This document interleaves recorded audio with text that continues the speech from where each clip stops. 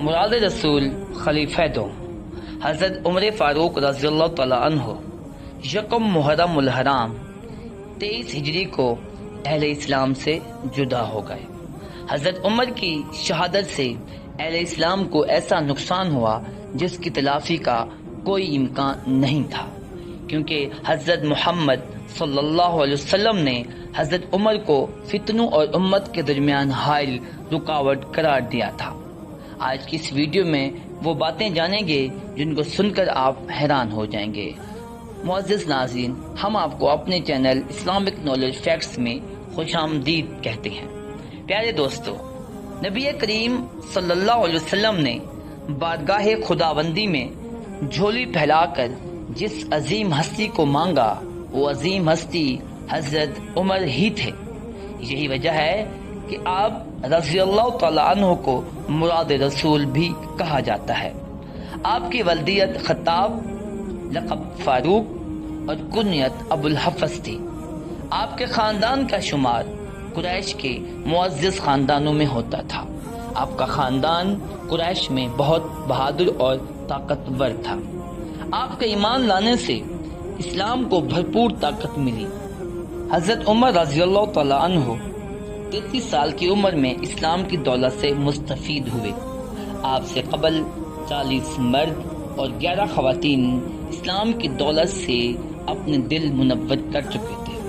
حضرت عمر کی بیٹی حضرت حفصہ رضی اللہ تعالیٰ عنہا کو حضرت محمد صلی اللہ علیہ وسلم کی زوجہ اور ام المومنین کا شرف بھی حاصل ہوا۔ اس رشتے کی وجہ سے حضرت عمر رضی اللہ تعالیٰ عنہ نبی کریم صلی اللہ علیہ وسلم کے سسر بھی ہیں۔ حضرت عمر کی تائید میں 27 بار قرآنی آیات نازل ہوئی۔ آپ کے اسلام لانے سے مسلمانوں کو شان و شوکت ملی۔ حضرت عمر کے اسلام لانے کا واقعہ بہت مشہور ہے کہ جب نبی کریم صلی اللہ علیہ وسلم کو قتل کرنے کے لیے حضرت عمر پہنچے تو نبی کریم صلی اللہ علیہ وسلم نے آگے بڑھ کر حضرت عمر کو گلے لگا لیا۔ حضرت عمر کے سینے پر 3 مرتبہ ہاتھ پھیر کر دعا دی کہ اے اللہ، عمر کے سینے کو ایمان کی طاقت سے روشن کر دے۔ حضرت عمر کے اسلام قبول کرنے سے صحابہ کرام میں خوشی کی لہر دوڑ گئی۔ آپ کے اسلام لانے سے کفر پر روب بڑھ گیا اور تاریخ میں پہلی بار بلند آواز میں اذان ہوئی اور مسلمانوں نے سب کے سامنے خانہ کعبہ میں نماز ادا کی۔ خلیفہ بننے کے بعد حضرت عمر اپنی رعایا کی خبر گیری کے لیے راتوں کو اٹھ کر گشت کیا کرتے تھے۔ جو صحابہ کرام جہاد پر گئے ہوئے ہوتے ان کی ضروریات زندگی پوری کرتے۔ آپ کے دور حکومت میں عدل و انصاف کی جو مثال ملتی ہے، تاریخ آج بھی اس کو یاد کرتی ہے۔ آپ کا سنہرا دور خلافت مسلمانوں کی فتوحات و ترقی کا عروج کا دور تھا۔ مسلمان اس قدر خوش اور مالدار تھے کہ زکوٰۃ لینے والا کوئی نہ ہوتا تھا۔ آپ کے دور خلافت میں مسلمانوں نے بے شمار کامیابیاں حاصل کی۔ آپ نے کیسر و کسریٰ کے تخت کو الٹ کر اسلام کا جھنڈا بلند کیا۔ اس کے ساتھ ساتھ شام، مصر، عراق، فارس، آذربائیجان، خراسان اور مکران جیسے عظیم علاقے بھی فتح کیے۔